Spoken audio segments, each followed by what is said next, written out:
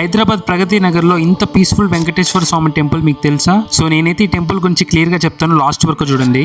Hi everyone, నేను మీ లక్ష్మణ్ పోల్శెట్టి. ఈ temple Srinivasa Nagar colony Pragathi Nagar నిజంపేటలో ఉంది. ఈ టెంపుల్ అయితే చాలా పెద్దది. లోపల ఎంట్రన్స్ అవ్వగానే పద్మావతిదేవి అమ్మవారు అలానే శ్రీ గోదాదేవి అమ్మవారి మధ్యలో వెంకటేశ్వర స్వామి ఉంటారు. వెంకటేశ్వర స్వామి మెయిన్ వాహనాలైన ఇద్దరు స్వామిల్ని మనం ఇక్కడే దర్శించుకోవచ్చు.